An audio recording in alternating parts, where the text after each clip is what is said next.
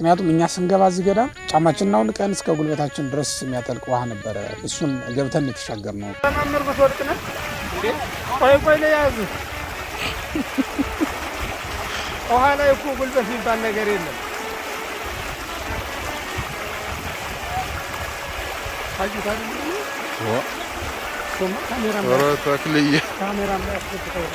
ለሐዋርያዊነት ራሱን ያዘጋጀ ሰው የሚገባበት ነው። ሐዋርያዊነት ድሃ ያደርጋል። ሐዋርያዊነት አገር ያስለቅቃል። ሐዋርያዊነት ከዘመድ ፍቅር ይለያል። ፍቅረ ነዋይም ፍቅረ ሲመትም የጠፋላቸው አባቶቻችን ፍቅረ ዓለምም የሌለባቸው አባቶቻችን ናቸው ያስተማሩት። ምዕመናኖቻችን ላይ የሚደርሱ ግፍና በደሎች ብዙ ናቸው። እኛ በግፍ ከሃይማኖታቸው ስለሚወጡ ሰዎችም ቢሆን ይገደናል። የተገዛው የተሸመተው ህል መቼ እንደሚያልቅ የምታውቁት ነገር የለም። በጀቴን ተጠቅሜ ብላችሁ በአመት ውስጥ ካልኩሌሽን ሰርታችሁ የምታስቀምጡት ገንዘብ የለም። አካውንቱም ጓዳውም ባዶ ይሆናል ዝም ብሎ በሆነ አጋጣሚ ማለት ነው። ያኔ ይጨንቃል። በነገራችን ላይ የቤተክርስቲያን ችግር የውጭ ፈተና አይደለም፣ የውስጥ ፈተና። የውጭ ፈተና ጥሏት አያውቅም ቤተክርስቲያን። የውስጥ ፈተና ግን አጋልጧትም ጥሏትም ያውቃል ቤተክርስቲያን።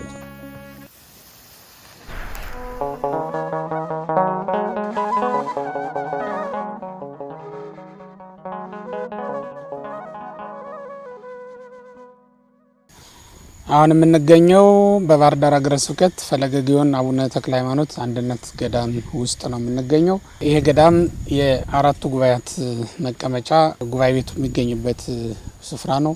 በተጨማሪም የጽርሐ ጽዮን መንፈሳዊ ኮሌጅ ያለው እዚሁ ከጉባኤ ቤቱ ጋራ በጋራ በመሆን ነው ያለው። ገዳሙ በዋናነት የእናቶችና የአባቶች አንድነት ገዳም ተብሎ ነው የሚታወቀው። እናቶችም አባቶችም በህብረት የሚኖሩበት ገዳም ነው ማለት ነው። ሌላ ጉባኤ ቤት የቅዳሴ ጉባኤ ቤት ነበረ እዚህ ቦታ ላይ እንጂ ከዛ ውጭ የመጽሐፍ ትርጓሜ የመጀመሪያ እኔ ነኝ። ከተጀመረ አሁን እንግዲህ ወደ 9 ዓመት እየተጠጋ ነው። 9ኛውን ይዘናል ማለት ነው። 2010 መጋቢት 9 ላይ ነው የተጀመረው ይሄ ጉባኤ ቤት። ከዛን ጊዜ ጀምሮ እንግዲህ እስካሁን ድረስ አለን ማለት ነው። በእግዚአብሔር ቸርነት መጣን፣ ትርጓሜ ጀመርን። ትንሽ ቀን እንዳስተማርን አሁን ከ3 ዓመት በፊት ማለት ነው። ይሄ ማለት ኦልሞስት ወደ 5 ዓመት አካባቢ ካስተማርን በኋላ ማለት ነው አሁን መንፈሳዊ ኮሌጁ እንደገና እዚህ ተጀመረ ማለት ነው። ራሱን ችሎ ነው የሚተዳደረው። አብረን እንኖራለን። ደቀ መዛሙርቱ ሲመጡ እኛ ቀድመን መተን ስለነበረ እኛ ነን የተቀበልናቸው ደቀ መዛሙርቱን። ሀሳባችንም የብፁዕነታቸውም ራእይም ሀሳብም የነበረው ምንድነው? ሁለቱም ትምህርት ቤቶች ሁለቱም ተቋማት የየራሳቸው ያስተምሮ ዘዴ ያላቸው የትምህርት አንድነት ይኖራቸው እንጂ ያስተምሮ ዘዴያቸው ፈሊጣቸው ወይም በሌላ አነጋገር ካሪክለም የሚባለው ነገር ለየራሳቸው ነው። ያኛው ሳይንሳዊ ሜቶድን ይጠቀማል፣ ይሄኛው ደግሞ ባህላዊውንና ነባሩን አባቶቻችን የሰሩትን። በእርግጥ አዋጭ ነው ይባላል። በሳይንስ መለኪያም እንኳን ቢለካ በጣም አዋጭና ለትምህርቱን ለደቀ መዛሙርት ከማስረጽ አንጻር በጣም ጠቃሚ እንደሆነ ይነገርለታል። ምክንያቱም በቃል መሸምደድ ነው። የተማረውን ትምህርት ከ50 በላይ ያመጣ ስለሆነ ሳይሆን የሚያልፈው 100% ጥንቅቅ አድርጎ ሲይዘው ነው ማለት ነው። ያ ማለት በፈተና 70-80% አምጥቶ 70-80% ያክል ትምህርቱን አውቆት አለፈ ተብሎ የሚታለፍ አይደለም። መሰረታዊ የሆነ እውቀት ጨብጦ ነው የሚወጣው። ከዛም ደግሞ ትምህርቱ 100% ጥንቅቅ አድርጎ ሲይዘው ነው። ይሄ በነገራችን ላይ በኢትዮጵያ ኦርቶዶክስ ተዋሕዶ ቤተክርስቲያን ስርዓተ ትምህርት የትኛውም ትምህርት ቤት ውስጥ የሚተገበር ነው። አቋቋም ቤትም ብትሄዱ፣ ድጓ ቤትም ብትሄዱ፣ ሌላም ቦታ ብትሄዱ የመምህሩን ቀለም ጥንቅቅ አድርጎ መያዝ ሲችል ነው አንድ ተማሪ ምን ይባላል? በማቴዎስ ወንጌል ምዕራፍ 10 ላይ እንደተጻፈው መጠኑ ለረድም ከመኮነ ከመሊቁ፣ የደቀ መዝሙር መጠኑ እንደ መምህሩ ቢሆን ነው። እንደ መምህሩ መሆን ለደቀ መዝሙር መጠኑ ነው ይላል። ስለዚህ መምህሩን አከለ የሚባለው አንድ ደቀ መዝሙር የመምህሩን ቀለም ሰተት አድርጎ የያዘ እንደሆነ ነው። በሚገባ አድርጎ የተረዳ የያዘ እንደሆነ ነው ማለት ነው። 13ኛ ዓመት እያዝኩ ነው። ምክንያቱም ቀደም ሲል ለ5 ዓመት ያክል ፍኖተ ሰላም ቆይቻለሁ። እዛ ፍኖተ ሰላም ቆይቼ ነው የመጣሁትና 2005 ላይ ይመስለኛል የጀመርኩት። 2005 ላይ ነው የጀመርኩት። ከዛን ጊዜ ጀምሮ እንግዲህ ጉባኤ ቤት ላይ ነኝ። እዚያ የነበረውን ጉባኤ ቤት የአራቱ ጉባኤያት ጉባኤ ቤት ነበረ፣ ትርጓሜ ቤት ነበረ። ያንን መምህር ገብረ መድኅን መጥተው ለሳቸው አስረክቤ ነው እንግዲህ ወደዚህ የመጣሁት። እሳቸውን አምጥቼ ብፁዕነታቸው እንዲሾሙልኝ እንዲፈቅዱልኝ አድርጌ ነው እንግዲህ ወደዚህ የመጣሁት ማለት ነው። እዚህ ስመጣ አራቱ ጉባኤያት በዋናነት የመጀመሪያ ነው የነበረው ይሄ እዚህ በዚህ በሀገረ ስብከት ደረጃ ማለት ነው እና አሁንም ቢሆን በሀገረ ስብከት ደረጃ ብቸኛ ጉባኤ ቤት ነው ይሄ ጉባኤ ቤት። ምክንያቱም ስም አጠራሩ በራሱ የባህር ዳር ሀገረ ስብከት አራቱ ጉባኤያት ምስክር ጉባኤ ቤት ተብሎ ነው የሚጠራው። በአጥቢያ ደረጃ የተቋቋመ አይደለም፣ በሀገረ ስብከት ደረጃ የተቀመጠ ጉባኤ ቤት ነው። ምናልባትም እኔ እንደውም በደንብ ሙሉ በሙሉ አጣርቼ እየተናገርኩ እንዳይደለ እየገለጽኩ በሀገረ ስብከት ደረጃ የመጀመሪያም ይመስለኛል። ሀገረ ስብከቱ ራሱን ችሎ ጉባኤ ቤት ከፍቶ መምህር ቀጥሮ ማስተማር የመጀመሪያ ይመስለኛል። ምክንያቱም ሌላ ቦታ ያው ምንም እንኳን አጥቢያዎቹ ተጠሪነታቸው ለሀገረ ስብከቶቹ ቢሆንም ደሞዝ የሚከፍሉ የሚቀጥሩ ምን የሚሉ አጥቢያዎቹ ስለሆኑ ነው። እዚህ ግን ሀገረ ስብከቱ ራሱ ቀጥሮ ጉባኤ ቤት እንዲከፈት አድርጎ ነው ያስጀመረው ማለት ነው። እዚህ ከመጣው 86 ተማሪ ነው ያስመረቁት። እዚያ ያሉትን በደንብ አላስታውስም እውነት ለመናገር ምናልባት ግን ይህንን የሚያክል ቁጥር ይመስለኛል እዛም የተመረቁት ደቀ መዛሙርት ብዛታቸው። እዛ 2 ጊዜ ነው፣ እዚህ 4 ጊዜ። ይሄ ለአራተኛ ዙር ነው፣ ዛሬ ያስመረቅ ነው ለአራተኛ ዙር ነው። እዛ 2 ጊዜ ነበረ፣ ያ 2 ዙር ነው ያደረግነው ምረቃ። አሁን 13ኛውን ዓመት ይዣለሁ ማለት ነው በጉባኤ ቤት ደረጃ እንደዛ። በነገራችን ላይ በዚያ ወቅት የትርጓሜ ትምህርት ቤቶች በዚህ በጎጃም አካባቢ እንኳን የነበሩ የቴት ነው አልፎ አልፎ ነው የነበረው። ሞጣ ተጀምሮ ነበር፣ አዲስ የተጀመሩትን ነው ምለው እንጂ የቀደምቶቹ እነ ዲማ የእንታይባቤ ደግሞ ናዳ ነበሩ። እነሱ ቀድሞ የተጀመሩ ያው የቆዩ ናቸው። እኛም ትምህርት ቤት ሳንገባ ገና እንማራለን ብለን ተስፋ የምናደርገው እዚህ አካባቢ ላይ 2ቱ ላይ ነው የነበረው ተስፋ የነበረው። በአራቱ ጉባኤያት ደረጃ ባይሆንም እነዚህ ቦታዎች ላይ ነበሩ ጉባኤ ቤቶች። ከዛ ውጭ ባሉት ግን የአራቱ ጉባኤያት ትምህርት ቤት አልነበረም። እንግዲህ የመጀመሪያ ነው ማለት ይቻላል በዚያ ወቅት። በዚህ ምክንያት እንደውም በጠቅላይ ቤተ ክህነት ደረጃ ራሱ ጉባኤ ቤታችን ተሸልሟል። በወጣት መምህራን ደረጃ በሚል ጠቅላይ ቤተ ክህነት ባለፈው ዓመት ባደረገው የመምህራን ጉባኤ ላይ ቀርቦ ብዙ ዓመት ያስተማሩ አረጋውያን አባቶች መምህራን 50-60 ዓመት ያስተማሩ መምህራን ተሸልመዋል። ሰርቲፊኬት ማለት እውቅና ተሰጥቷቸዋል ማለት ነው። ከዛ ደግሞ በወጣት ዘርፍ ደግሞ እንግዲህ የመጀመሪያም ስለሆነ ነው። አሁን ላይ በጣም ብዙ ወጣቶች ደስ በሚል ሁኔታ በጣም ብዙ ጉባኤ ቤቶች ነው የተከፈቱት። በዚህ በጣም ነው ደስ የሚለኝ እውነት ለመናገር። በዚያ ላይ ደግሞ ሁሉም መምህራን ተግባቢዎችና አብሮ ለመስራት በጣም ምቹዎች ማለት ነው። በጣም ምቹዎች ናቸው። ወንድምነታቸው አብረን እንድንኖር ያስገድዳል። እንደዛ ስለሆነ በጣም ደስ የሚለኝ ወቅት ላይ ነኝ አሁን ያለሁት። ለአንድ ደቀ መዝሙር 3 ነገር ያስፈልገዋል ይላሉ መምህራን። በጎ ሕሊና፣ በጎ መምህርና ቅዱሳት መጻሕፍት ናቸው። መጽሐፍ ያስፈልገዋል። እነዚህ 3 ነገሮች ለአንድ ደቀ መዝሙር በጣም አስፈላጊና ወሳኝ ጉዳዮች ናቸው። በጎ ሕሊና ቅዱሳት መጻሕፍትን ወደ መመልከት ይመራዋል። መምህራንን ለመጠየቅ ያነሳሰዋል። ሃይማኖቱ የቀና ምግባሩ የጸና መምህር ያገኘ እንደሆነ ደግሞ በቅዱሳት መጻሕፍት ውስጥ የተቀመጠውን ምስጢር አደላድሎ ለመሄድ ይመቸዋል፣ ይቀነዋል። በተጨማሪም ቅዱሳት መጻሕፍትን ያ ማለት መከለስ መበረዝ ያልደረሰባቸው መጻሕፍትን ያገኘ እንደሆነ ደግሞ ንጹሕ ዘር ንጹሕ ምርት እንዳገኘ መሬት ይሆናል ማለት ነው። ንጹሕ ዘር ያገኘች መሬት መልካም መሬት ከሆነች የምታፈራውም ፍሬ መልካም ዘር ነው የሚሆነው ማለት ነው። እንደዚያ ሆኖ መኖር ይችላል ይላል። አራተኛ ግን የሚያስፈልገው ነገር ምንድን ነው? ከዚህ በተጨማሪ ክት ሕሊና እንዲኖረን ሊያደርግ የሚችል ቦታ ነው በጣም የሚያስፈልገው። ገዳም ላይ የሚሰሩ ስራዎች ብለን የምናስባቸው ትምህርት፣ በጣም ውጤታማ የሚሆኑ ስራዎች ማለት ነው። ትምህርት፣ ጸሎት፣ ምናኔ በገዳሙ ውስጥ በጣም የሰመሩና ያማሩ ናቸው እና ገዳም ላይ መሆኑ በጣም ትልቅ እድል ይሰጣል። አንድን ተማሪ በፈለጉት መጠን ቀርጾና ለውጦ ለማውጣት በጣም አስተዋጽኦ አለው። እኔ በዲማ ነው የተማርኩት የመጀመሪያውን ትምህርቴን ሐዲሳት ማለት ነው። እዛ ባልማር ኖሮ እውነት ለመናገር ብዙ ነገር የሚጎልብኝ ይመስለኛል። ምክንያቱም የአበውን ሕይወት እናያለን።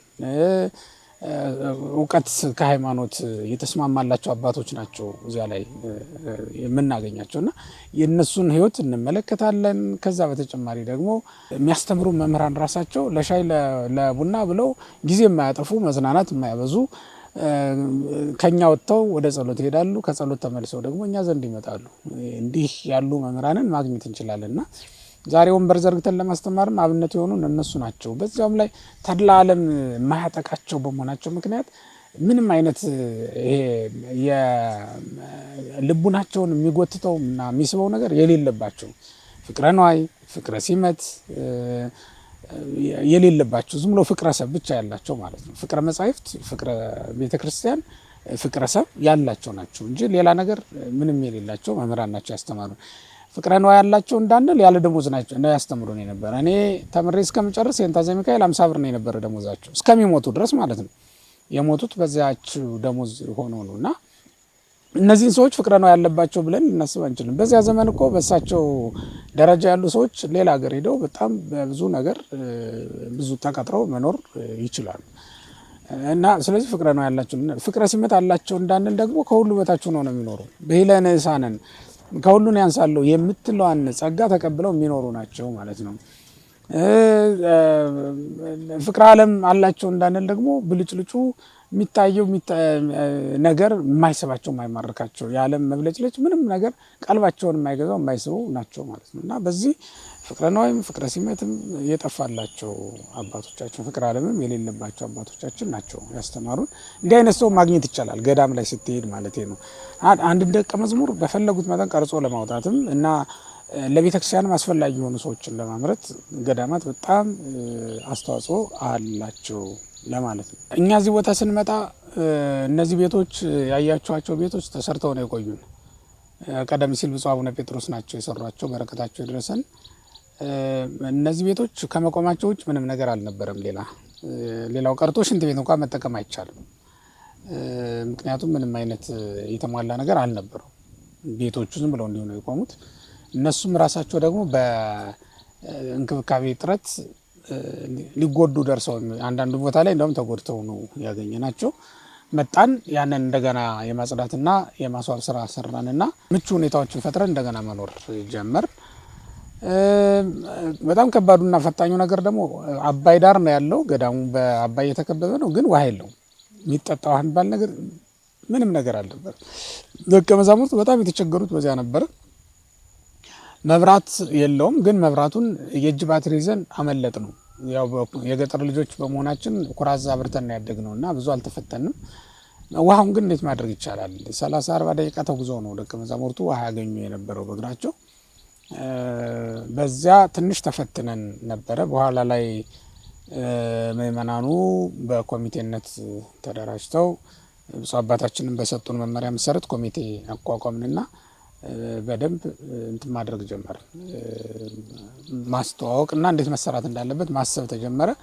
እንደውም ያላሰብነው መንገድ፣ ድልድይ፣ መብራት የሚባሉ መሰረተ ልማት የሚባለው በጠቅላላ እነዚህን ማሟላት ይቻላል ማለት ነው። ሶስቱ መንገድ፣ ውሃና መብራት ወሳኝ ነገሮች ናቸው። በተጨማሪ ደግሞ ድልድይም በጣም ያስፈልገን ነበር እዚህ ቦታ።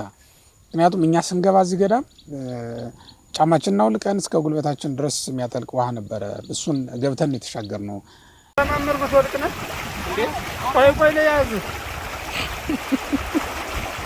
ውሃ ላይ እኮ ጉልበት የሚባል ነገር የለም።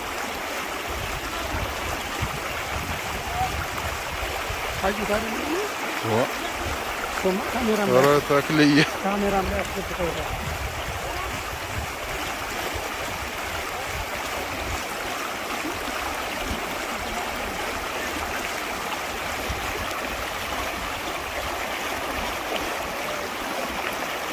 አውልቀን የገባ ነው። መኪና እስከዚህ ድረስ ይዞ መግባት ትንሽ ክረምቱ መምጣት ሲጀምር አይቻልም።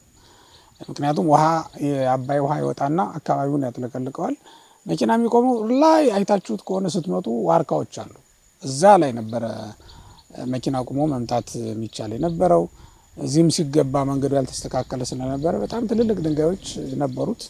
እንግዲህ ያንን ሁሉ እግዚአብሔር ፈቅዶ ጊዜው ሲደርስ ምእመናኑ ረዱን። ማሽን የሰጡን ሰዎች አሉ። ሙያቸውን በነፃ ያገዙን ሰዎች አሉ፣ ገንዘብ የላኩልን ሰዎች አሉ። ይሄ መቼም በቀላል የሚታይ ነገር ስላልሆነ በጣም በብዙ ሰዎች ትብብር አሁን ላይ ውሃ አለው፣ መብራት አለው፣ መንገድም አለው፣ ድልድይም ለጊዜው አለን ማለት ነው። እንዲህ ባለ ሁኔታ ነው የተጀመረው። ሲጀመር በእነዚህ 8ኛውን አልፈን አሁን 9ኛውን ዓመት ነው የጀመርነው። ገና 9ኙ አልጨረስነውም። ስለጀመርነው ነው እንጂ አልጨረስነውም። 8ቱን ጨርሰናል። በእነዚህ ዓመታት ከሰራናቸው የልማት ስራዎች መካከል በዋናነት እነዚህ ይጠቀሳሉ። ደቀ መዛሙርቱ በዚህ ላይ የነበራቸው አስተዋጽኦ ቀላል አልነበረም። እውነት ለመናገር ይሄ ድልድይ ሲሰራ ድንጋዩን ራሳቸው ተሸክሙ ባለሙያዎቹ በሚያዟቸው መሰረት ማለት ነው የቀን ስራውን እነሱ እየሰሩ ወጪ ለመቀነስ ተችሏል።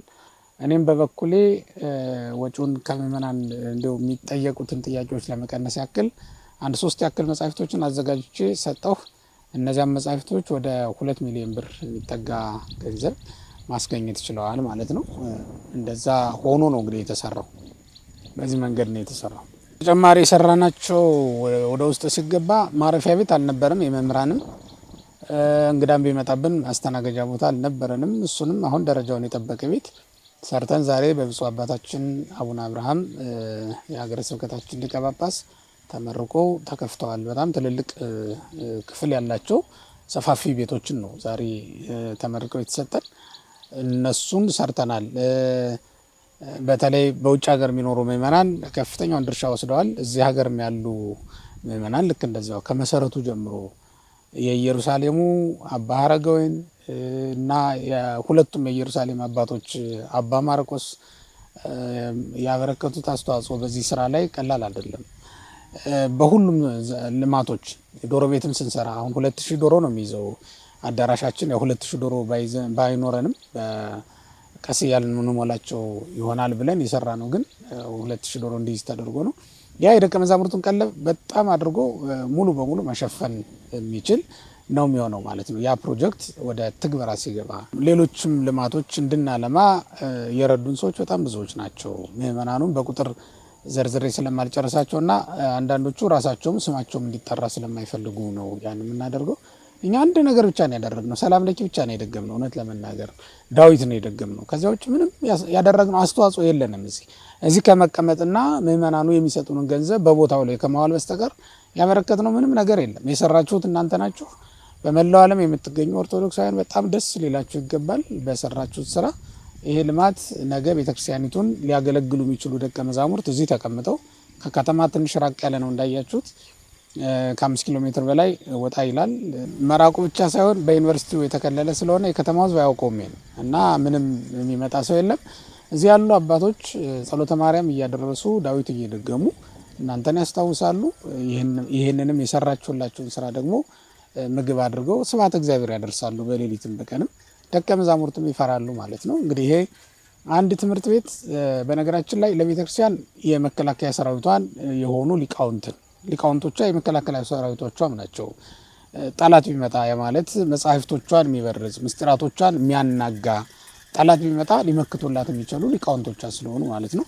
አንድ ቤተክርስቲያን የሕክምና ተቋምም ነው ወይም የሕክምና ትምህርት ቤት ነው ማለትም ይቻላል። ምክንያቱም የቤተክርስቲያን ዶክተሮች የሚባሉትን ዶክተር ኦፍ ዘ ቸርች የሚባሉት እነ ቅዱስ ኤፍሬም እነሱን ያፈራች ቤተክርስቲያን ናት። የቤተክርስቲያን ሐኪሞች ተብለው የሚጠሩ ሊቃውንት አሉ። እንደነ ቅዱስ ኤፍሬም እንደነ ቅዱስ ባስልዮስ ያሉት እነ ቅዱስ ዮሐንስ አፈወርቅን የመሳሰሉ ታላላቅ ሊቃውንት የፈሩት እዚህ ጉባኤ ቤት ላይ ስለሆነ የበቀሉት እነዚህን ማስገኘት የሚችል የሕክምና ተቋም ወይም የሕክምና ስልጠና መስጫ ተቋም ማለትም እንችላለን። የህግ ክፍሉም ይሄ ነው። የቤተክርስቲያኒቱ ከዚህ ነው ህግ የሚወጣው።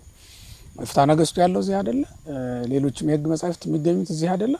ስለዚህ የህግ መወሰኛ ክፍሏም ያለው እንግዲህ እዚህ ነው። ከዚህ የሚወጣውን ህግ ይዛ ነው ጽሕፈት ቤት የምታቋቁመው ቤተክርስቲያን ማለት ነው። ለሁሉም ነገር ምንጮች ናቸው ጉባኤ ቤቶች እና እነዚህን ጉባኤ ቤቶች ለመጠበቅ የሚያስችሉ ናቸው። እነዚህ ምዕመናን የሚሰጧቸው ድጋፎች፣ የሚያመጧቸው ገንዘቦች በእንደዚህ አይነቱ ስራ የሚውሉ ናቸው እና የእኛ ድርሻ እዚሁ ተቀምጦ ዳዊት እየደገሙ ትምህርትን ማስቀጠልና ምዕመናኑ የሚያመጡትን ገንዘብ እንዳይባክን ተጠንቅቆ ቦታ ቦታ ላይ ማኖር ብቻ ነው። እኛ የሰራነው ስራ ብቻ ነው። ሰራን እንኳን ብንል የሰራነው ይሄንን ብቻ ነው ማለት ነው። ክበሩልን ነው የምንለው። ዛሬ 19 ተማሪዎችን መርቀናል። እንግዲህ መስከረም ላይ ነው አቀባበል የምናደርገው።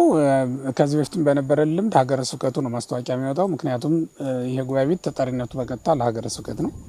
ለዚህ ሀገረ ስብከቱ ማስታወቂያ ያወጣል፣ አወዳድሮ ይቀበላል። ማወዳደሪያ መስፈርቶች አሉት። የትምህርት ደረጃ አንድ ማወዳደሪያ መስፈርት ነው። ክህነት አንድ ራሱን የቻለ ማወዳደሪያ መስፈርት ነው። ስነ ምግባር ራሱን የቻለ ማወዳደሪያ መስፈርት ነው። ፍላጎትና ፍላጎት ብቻ ሳይሆን ውሳኔም ይፈልጋል ይሄ። ምክንያቱም ይሄ ሐዋርያዊነት የተቀበለ ወይም ለሐዋርያዊነት ራሱን ያዘጋጀ ሰው የሚገባበት ነው። ሐዋርያዊነት ድሃ ያደርጋል። ሐዋርያዊነት ሀገር ያስለቅቃል። ሐዋርያዊነት ከዘመድ ፍቅር ይለያል። ሐዋርያዊነት ምናልባትም ቢያስፈልግ እንኳን ከቤተሰብ ሊለይ ይችላል። የእግዚአብሔር ፈቃድ ብቻ የሚመራቸው ሰዎች ናቸው ሐዋርያዊ አገልግሎትን ሊሰሩት የሚችሉት ማለት ነው። እና ሐዋርያትን አይተን ከሆነ አሁን የሐዋርያት ስራ ምዕራፍ 20 ስንመለከት ቅዱስ ጳውሎስ የእግዚአብሔርን ፈቃድ እንዴት ያከብር እንደነበረ። መምህር ማለት እንደዚያ ነው። ሐዋርያ ማለት እንደዚያ ነው።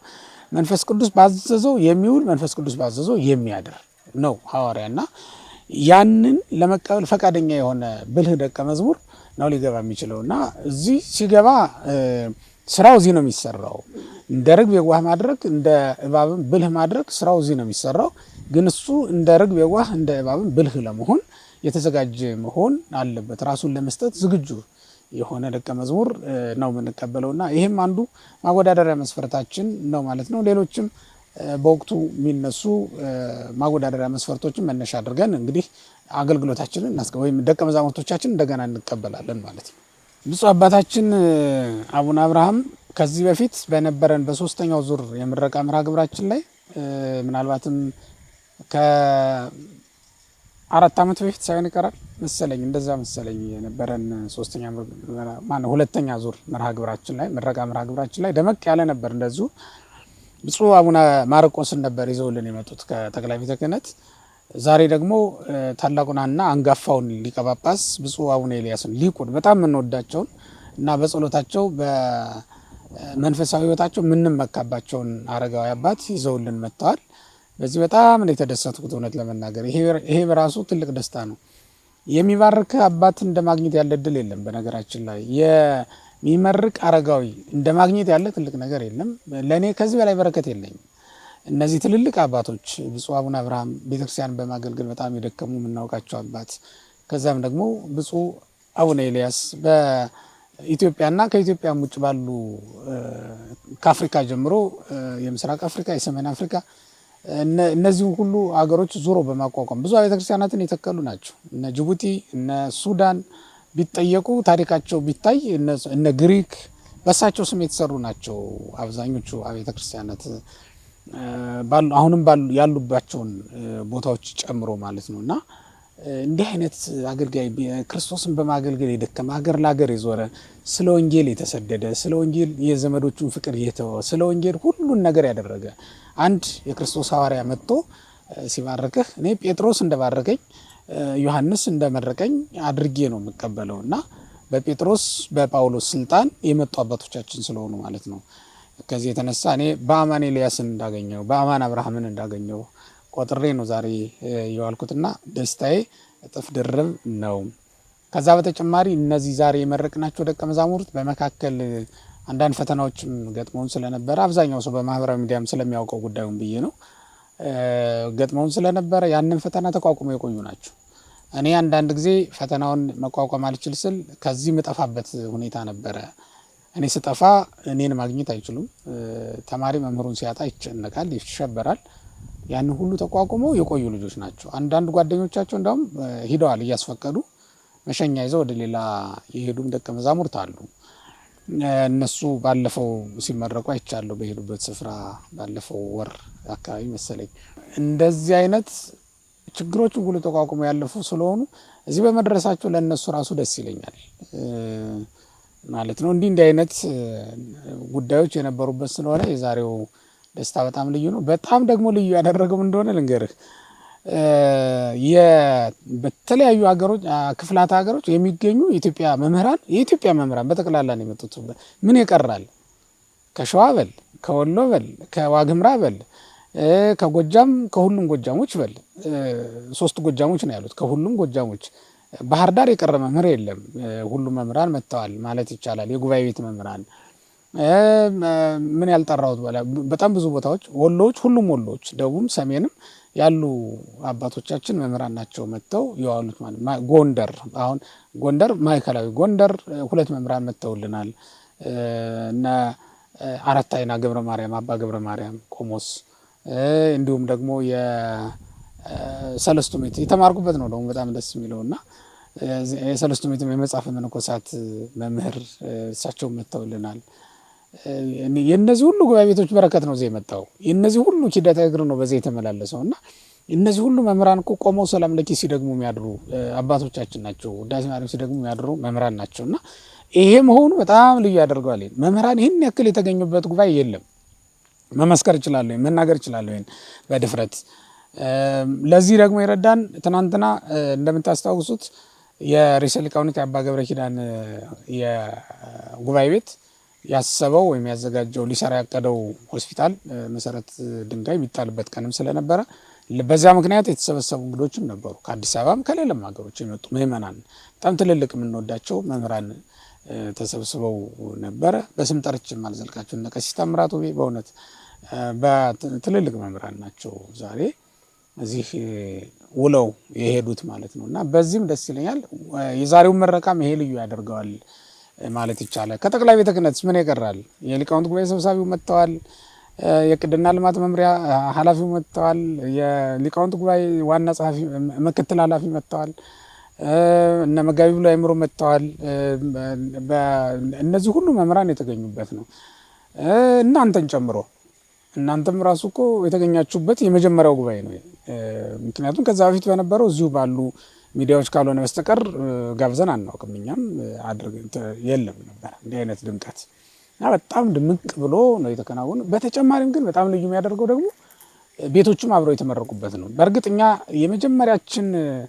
የመጀመሪያ ዙር ስናስመርቅም መንገድና መብራት፣ ድልድይ፣ ውሃ አብረን ያስመርቅ ነው። ጎን ለጎን እየሰራን ነበር እና እነዚህንም አብረን ያስመርቅ ነው። ከዛ በመካከል ደግሞ ወይን ተክለናል። የወይን እርሻ ነበረን፣ እሱን ሁሉ አልምተናል። እነዚያን እንዲያውም ወደ ምረቃም ወደ ምንም አላመጣናቸው። ምክንያቱም ይሄ እርሻ ነው። በዚህ በኩልም ሰፊ እርሻ አውጥተን መንጥረን አሁን ገዳሙ እየተጠቀምበት ያለ ሰፊ መሬት አለ። በየአመቱ በትንሹ 2 ጊዜ ያፈራል። ይሄ እንትን ሀብሀብ ነው የሚዘራው። በጣም ገዳሙን በዋናነት የኢኮኖሚ ዋልታ ሆኖ እየጠበቀው ያለው ማለት እየረዳው ያለ ይሄ ቦታ ነው። ገዳሙ ምንም የለውም፣ ምክንያቱም ምዕመናን ስለማይመጡ ሌላ የገቢ ምንጭም ስለሌለው ይሄንን አሁን ለገዳሙ ማበርከት ችሏል ጉባኤ ቤቱ። ይሄ ቀላል አይደለም። አንድ ገዳም መሰረት እንዲኖረውና ሀብት እንዲኖረው ማድረግ የጉባኤ ቤቶች ሊሰሯቸው ከሚገቡ እንደ ወጣትነታችን ይህን ማድረግ ስለነበረብን የወጣት ኃይል እኛ ጋር አለ። እንደዛ አድርገን ነው እንግዲህ ባለሙያዎችን አማክረን ቢታረስ መሬት እርሻ መሆን የሚችል መሆኑን ስለተረዳን አደረግነው። በጣም አሁን ስንት ዓመት ሆነው ወደ 5 ዓመት እንደዚህ አካባቢ እየተጠቀሙበት ነው ያለ። አንድ ዙር ብቻ ነው ጉባኤ ቤቱ የተጠቀምበት። ከዛ በኋላ ወደ ገዳሙ ነው የተመለሰው ማለት ነው። ይሄ በብፁዕነታቸው መመሪያ ሰጭነት የተከናወነ ነው ማለት ነው። ወይኑም ልክ እንደዛው በተመሳሳይ ወይኑም ለገዳሙ በንብረትነት ተሰጥቶ አሁን ገዳሙ ነው እየተገለገለበት የሚገኘው ማለት ነው። ገዳሙ እኛን እንግዲህ በውስጡ ይዞናል። እኛ ገዳሙ የኛ ነው።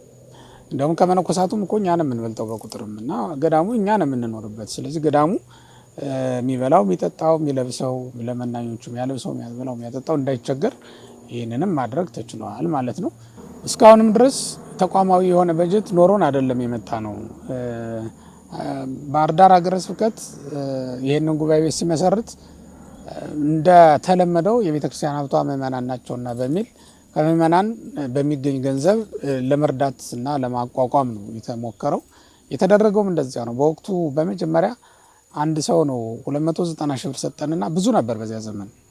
እንግዲህ 8 ዓመት እኮ ብዙ ነው ማለት ነው። አየህ እና በዚያ ዘመን ያንን ብር አግኝተን ወንበር፣ የተማሪዎቹ መቀመጫ፣ የመምህሩ መቀመጫ፣ የደቀ መዛሙርት ለአልጋ ለመኝታ የሚሆኑ ቁሳቁሶች አልጋ የተወሰኑ ነበሩን። ሀገረ ስብከቱ የሰጠን የማሰልጠኛው ነበሩን። ከዛ በተጨማሪ ደግሞ አዳዲሶችን እንድናስገባ የረዳን ያ ገንዘብ ነው ማለት ነው። ያንን ይዘን በምዕመናን ድጋፍ ነው የተቋቋመው የተጀመረው። እሱ ብቻም አይደለም ቀለባችን ራሱ በወቅቱ የተገዛ የነበረው ደረቅ እንጀራ ነበር። 2 እንጀራ በቀን ያገኙ የነበሩት ደቀ መዛሙርቱ ያንን በበርበሬም እንዲሁም ባገኘው ይመገባል። ከዛ በኋላ እንደውም ያደገ ሄዶ ሽሮ እንጀራ በሽሮ መብላት ተችሏል ማለት ነው። አሁን በዛ ሁኔታ ነው ያለው። ግን በየአመቱ ሳያቋርጡ የሚለግሱን ምዕመናን አሉ። በቋሚነት አንድ ተማሪ ይይዛለሁ ብለው እያስተማሩ ያሉ አሉ። በተጨማሪም ደግሞ ልማቶቻችሁን አልሙ ብለው ደግሞ ገንዘብ የሚሰጡን እና በዚህ ጉባኤ ቤቱን ለዘለቄታው የምግብ ችግሩ መፍታት ትችላላችሁ ብለው የሚሰጡን ሰዎች አሉ። በቂ ስላልሆነ ነው እንጂ በእንደዚህ አይነት ሁኔታ ነው መፍትሄ ማምጣት የምንፈልገው ከዚህ በኋላ። እስካሁን ባለው ሁኔታ ግን ያ የጉባኤ ቤቱ ሙሉ በሙሉ የምግብ ፍላጎት ያሟላል ብለን አናስብም፣ አይችልምም። ምክንያቱም እንደምታውቁት ኑሮ በየጊዜው ስለሚቀያየር የገበያው ጉዳይ ያንን ተከትሎ የሚመጡት እንትኖች በጣም ከባድ ናቸው። በዚህ አመት እንደምንም ነው የዘለቅነው። የሚቀጥለውን አመት ደግሞ እንግዲህ እግዚአብሔር ያውቃል ብለን ጸሎተ ማርያም አድርሰን ነው የምንዘጋው እንጂ ሌላ ነገር የለም። ስለዚህ በምዕመናን ድጋፍ ላይ የቆመ ነው ማለት ነው። ብፁዕነታቸው ብዙ ጊዜ እኔ እንዲያው እዛ ቃለ እግዚአብሔርም እየሰማሁ ገዳሙ ውስጥ ጸጥታም ያለው ስለሆነ እዛ ባርፍ ማረፊያ ቢኖረኝ ደስ ይለኝ ነበር፣ ማረፊያ ስለሌለ ነው ማልመጣ ብለው ነው ያውቃሉና ከዚህ የተነሳ እንደው እዚህ አብረውም ቢሆኑ እኛም ደስታችን ነው። ቡራኪያቸውን እየተቀበል እለት እያገኘናቸው ከእሳቸውም እየተማር ብንኖር በጣም ደስ ይለናል። እግራቸውን አጥበን በረከት ብናገኝ፣ ከቃላቸው ትምህርትና ከእጃቸውን በረከት ብንቀበል ደስ ይለናል። ከዚህ የተነሳ እሳቸው ሊያርፉበት የሚችሉ መጠነኛ ቤት ለመስራት ታስቧል። ከዛ ሲቀጥል ግን በጣም በትልቁ የታሰበው ነገር የተዋሃደ ወይም የተቀናጀ ትምህርት ቤት ለመስራት ከመንግስታዊና ቤተ ክህነታዊ የሆነ ወይም ነባሩን ለማለት ነው። የነባሩን የአገር በቀል ቤተ ክህነታዊ ስንል ሃይማኖታዊውን ማለታችን አይደለም። እንዲያው አገር በቀል የሆኑ እውቀቶችን ከዘመናዊ ትምህርት ጋር የማዋሃድ ወይም ኢንተግሬትድ ስኩል ተብሎ የሚጠራ አንድ ትምህርት ቤት ማቋቋም እናስባለን። በሚቀጥለው አመት እንሰራዋለን ብለን ካሰብናቸው ሀሳቦች መካከል ነው። በእርግጥ ይሄ ብፁዕነታቸው ፈቅደው እቅዱን እንዲሰጡን እቅዱን ወደ ብፁዕነታቸው አድርሰናል። ተፈቅዶ ሲሰጠን ነው ወደ ትግበራ ልናመጣው የምንችለው። በሀሳብ ደረጃ ግን እንደዛ አስበናል። ከዛ ውጭ በእቅዳችን ውስጥ የአመቱ እቅዳችን ስብከተ ወንጌልን በተመለከተ ትኩረት ተሰጥቶ ለመስራት የታሰቡ ጉዳዮች አሉ።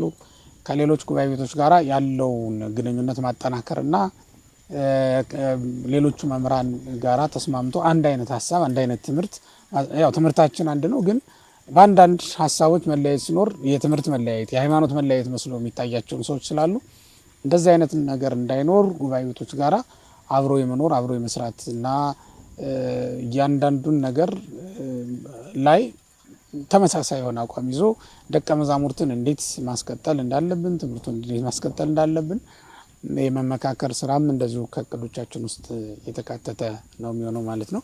የዕቅበተ እምነትና የኖላዊነት ስራም ልክ እንደዛው በተጨማሪ የሚሰራ ስራ ነው። ምዕመናኖቻችን ላይ የሚደርሱ ግፍና በደሎች ብዙ ናቸው። እኛ በግፍ ስለሚገደሉት ብቻ ሳይሆን በግፍ ከሃይማኖታቸው ስለሚወጡ ሰዎችም ቢሆን ይገደናል። በግፍ በየዋህነት ባለማወቅ እንዲሁም የሚወጡ ሰዎች መልስ የሌላት መስሏቸው ቤተክርስቲያናችን የሚወጡ በጣም ብዙዎች አሉና እንደዚህ አይነት ችግሮችን ከመፍታት አንጻር የዕቅበተ እምነት ስራ ነው። ሁላችንም ያንን ለመስራት እንግዲህ ትኩረት ከምንሰጥባቸው አቅጣጫዎች መካከል ብለን የመደብናቸው በጥቂቱ እነዚህ ናቸው ማለት ነው። ሚዲያውም ልክ እንደዛው አንዱ ዘርፍ ነው። በዚህ ዘመን አንዱ ነው የዕቅበተ እምነት ስራ የሚሰራው እኮ በሚዲያ ነው። ምዕመናንን የማጽናት የማንጻት ስራ የሚሰራው በሚዲያ ነው። አሁን ያሉበት ቦታ ላይ ሆኖ የትም ቦታ ላይ መድረስ ይቻላል ማለት ነው። ፀሐይን መሆን አሁን መምህራን ፀሐይ መሆን ይችላሉ። ባሉበት ቦታ ሆኖ ሁሉም እንዲሞቃቸው ሁሉም እንዲያያቸው ማድረግ ይችላሉ ማለት ነው። የመጀመሪያ ምስጋና ለብፁዕነታቸው ነው። ባለፈው ጊዜ እንዳልኩት ብፁዕ አቡነ ማርቆስን ይዘው መጥተው ስላስባረኩን፣ ዛሬ ደግሞ አረጋዊውን አባት አንጋፋውን ሊቀ ጳጳስ ብፁዕ አቡነ ኤልያስን ይዘው መጥተው በረከት እንድናገኝ ስላደረጉንና መጥተውም ስለባረኩን እጅግ አድርገን ነው የምናመሰግነው። እንዲሁም በተጨማሪ የባህር ዳር ሀገረ ስብከት ሊመሰገን የሚገባው ነው። ችግሮች ሲፈጠሩብን ፈጥኖ በመድረስና ችግሮችን በመፍታት ረገድ የሚተካከለው የለም የባህር ዳር ሀገረ ስብከትን። ያ በራሱ ከቅንነት የመነጨ በመሆኑ ደግሞ በጣም ደስ ይለናል። የአባታዊ ፍቅር ነው የሚሰጡንና እሱም በራሱ አንድ ሌላ ሊያስመሰግን የሚገባ ጉዳይ ነው። በትዕግስት በመተሳሰብ በፍቅር እዚህ ደርሰናልና ሁሉም የግቢያችን ሰራተኞች የጽርሐ ጽዮን መንፈሳዊ ኮሌጅ ዲንና ሰራተኞች በገዳሙ የሚኖሩ አባቶች አብረን ስንኖር መቼም በአንዳንድ ነገሮች ላንስማማ እንችላለን። ያንን ሁሉ ነገር ደግሞ እንደ ቀላል ነገር በመተው ዋናው ጉዳያችን ላይ ትኩረት በማድረግ የተለያየን ሆነን አንድ ሆነን የተለያየን ሆነን እንድንኖር ይሄም ብልሃት ስላላቸው ነው እንግዲህ አብረን መኖር የቻልነውና ለእነዚህ ሁሉ አባቶች ላቅ ያለ ምስጋና አለኝ። በተጨማሪም እንዳይረባችሁ ብለው ገንዘብ የላኩልን በመላው ዓለም ያሉ ምዕመናን ኦርቶዶክሳውያን አሉ። መጠለያ እንዳታጡ ብለው ገንዘብ የላኩልን አባቶች እናቶች አሉ። ለነዚህ ሁሉ ከፍ ያለ ምስጋና ማቅረብ እፈልጋለሁ። እንዲያው በቸገረን ጊዜ ሁሉ ልብስ አልብሱን የምንላቸው መጽሐፍ ግዙልን የምንላቸው ምዕመናን አሉን። እውነት ለመናገር እነሱን በማግኘታችን ምክንያት ነው መቀጠል የቻልነው። ተስፋዎቻችን ናቸው ለመኖር ለማስተማርም ምክንያት የሆነን የእነሱ ፍቅርና ቸርነት ለጋስነት ነው እንጂ ምን ታበላዋለህ? ተማሪ ጠርተህ አሁን በዚህ ዘመን ምንም የሚበላ ነገር በሌለበት እርሻ የለው ይሄ በጀት የለው ይሄ ተቋም በጀት የሌለው ተቋም እንደመምራት ከባድ ነገር የለም። እውነት ለመናገር በጣም አስቸጋሪ ነው። ውል የሌለው ትዳር እንደማለት ነው። አስቸጋሪ ነው። መቼ እንደሚያልቅ አታውቁትም። የተገዛው የተሸመተው እህል መቼ እንደሚያልቅ የምታውቁት ነገር የለም። በጀቴን ተጠቅሜ ብላችሁ በአመት ውስጥ ካልኩሌሽን ሰርታችሁ የምታስቀምጡት ገንዘብ የለም። አካውንቱም ጓዳውም ባዶ ይሆናል ዝም ብሎ በሆነ አጋጣሚ ማለት ነው። ያኔ ይጨንቃል። እንደዚህ አይነት ቀናቶችም ሊመጡ ይችላሉ እና ያ ቀን ሲመጣ እንዲህ አይነት ሰዎች ጋር በመኖራቸው ምክንያት ነው እንግዲህ እነዚያን ቀኖች ማለፍ የተቻለው ለማለት ነው። ስለዚህ በመላው ዓለም የምትገኙ ኦርቶዶክሳውያን እናንተን ያኖርልን። አባቶች ካህናት ንስሐ ልጆቻቸውን በማስተባበር ያደረጉት ድጋፍ ቀላል አይደለም። ከአሜሪካ ከአውሮፓም ከአውስትራሊያም ነበሩ ታላላቅ መምህራን የቤተክርስቲያን መምህራን ማለት ነው እና እነሱ ሁሉ ያበረከቱት አስተዋጽኦ ነው እንግዲህ ዛሬ እዚህ ላይ ለምረቃ መድረስ የተቻለው ማለት ነው። ስለዚህ እንዲያው በጣም ልናመሰግናችሁ እንፈልጋለን እኔና ደቀ መዛሙርቶቻችን ማለት ነው። በተጨማሪ መምህር ኤርምያስ የጉባኤ ቤት ምክትል መምህር ናቸው። ግን እኔን ሆነው ታክተው እኔ እንዲያው አንዳንድ ጊዜ ጓዳውን ባዶ ሲሆን ወደ አንዱ ወጣ እላለሁና ባበል ሰበብም ሊሆን ይችላል በሆነ አጋጣሚ ገንዘብ ከተገኘ ያችን ይዤ መጥቼ እንግዲህ የሆነ ነገር እንገዛለን። ከተቸገርን እንደዚያ ምናደርግ እችላለሁ። እንደዚያ በሚሆንበት ሰዓት እሳቸው ግን እዚህ ሆነው ቁጭ ብለው በማስተማራቸው ነው ዛሬ ተማሪዎቹ ለምረቃ ያበቁት እንጂ አንድ አመት ልናራዝም የምንችልበት ሁኔታ ይፈጠር ነበር። እውነት ለመናገር አያልቅማ ትምህርቱ እና እሳቸውም ሊመሰገኑ ይገባቸዋል። ሌሎችም የእናንተ ሚዲያም ከፍተኛ አስተዋጽኦ አድርጎልናል ጉባኤ ቤታችን በማስተዋወቅ። ቀንዲል ሚዲያ ቤታችን ነው፣ በእርግጥ ይታወቃል፣ የኔ ቤቴ ነው። ሆኖም ቅንነታችሁ እንግዲህ አዘጋጆችም አንተም ራሱ ቀዳሚ ጸጋ የሁላችሁም ቅንነት ነው። እንግዲህ ገንዘብ አግኝተን ባለንበት ስፍራ ምን በላው ምን ጠጣው አግኝተን እንድንኖር ያደረገን እሱ ነው። ይሄ ነው እንግዲህ በእውነቱ የረሳሁት ካልኖረ በስተቀር እኔ ለሁሉም ኢትዮጵያውያን ልዩ የሆነ ክብርና ፍቅር ነው ያለኝ። በጣም ነው የማመሰግነው። ለአንዲት ቤተክርስቲያን ያው ሁላችንም ተባብረን መቆም ይገባናል ብዬ አስባለሁ። ኮሚቴዎቻችን ያለ ድካም ነው የሚያገለግሉ። የሚገርመው ነገር የኔ ኮሚቴዎች የአባ ገብረ ኪዳንም ኮሚቴዎች ሆነው ያገለግላሉ። የጉባኤ ቤት ፍቅራቸው የሚገርም እውነት ለመናገርና የትናንቱን መርሐ ግብር ያዘጋጁት እዚህ ዛሬ ሲያዘጋጁ ያደሩ እህቶች ናቸው። ሌሊቱን ሙሉ አልተኙም። እዛም ትናንትና ሌሊቱን ሙሉ አልተኙም እና 3 ቀን ያለ እረፍት ሳይተኙ ያገለገሉ ሙያቸውን ሁሉ ትተው ትልልቅ ሙያ ላይ ያሉ ሰዎች ናቸው። ትልልቅ ተቋማትን የሚመሩና የሚያስተዳድሩ እንዲሁም ትልቅ ትዳር ያላቸው እናቶች እህቶች ናቸው። ዛሬ እዚህ መጥተው ሲያገለግሉን አደሩ። ምግብ ሰሩልን፣ እንግዶቻችንን ሸኙልን። ለነሱ በጣም ልዩ ክብር ነው ያለኝ እውነት ለመናገር እንዲህ አይነት የጉባኤ ቤት ፍቅር። የቤተ ክርስቲያን ችግር የሚፈታው በጉባኤ ቤቶች ነው ብለው ያምናሉ። ያ ማለት የሚተካው ትውልድ ከጉባኤ ቤት ስለሚወጣ ነው። የተማረ ትውልድ እና ሃይማኖት ከምግባር ምግባር ከሃይማኖት አስተባብሮ የያዘ ትውልድ መፍጠር ከተቻለ የቤተ ክርስቲያንን ችግር መፍታት ይቻላል ብለው ስለሚያምኑ። በነገራችን ላይ የቤተ ክርስቲያን ችግር የውጭ ፈተና አይደለም፣ የውስጥ ፈተና ነው። የውጭ ፈተና ጥሏት አያውቅም ቤተክርስቲያንን። የውስጥ ፈተና ግን አጋልጧትም ጥሏትም ያውቃል ቤተክርስቲያኒቱን። ብዙ አብያተ ክርስቲያናትን ታሪክ ብታጠኑ በውስጥ ፈተና ምክንያት ተላልፈው ለአህዛብ የተሰጡ ናቸው። መጥፋታቸው ከውስጥ ፈተና ብዛት የተነሳ ነው እንጂ ከውጭ አይደለም።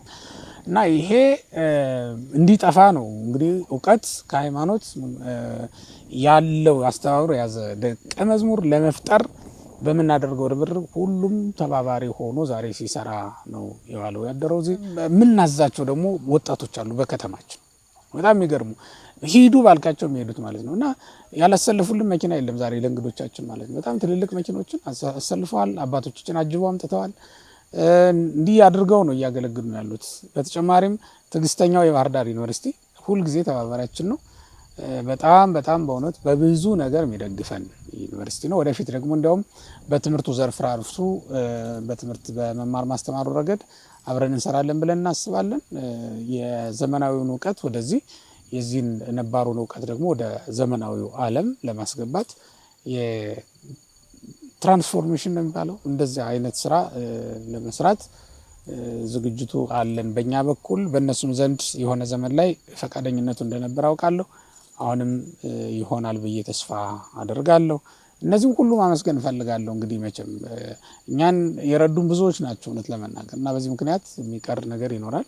የመጡ መምህራንን የመጣችሁ ሚዲያዎችን በሙሉ አመሰግናለሁ። እግዚአብሔር ይስጥልኝ።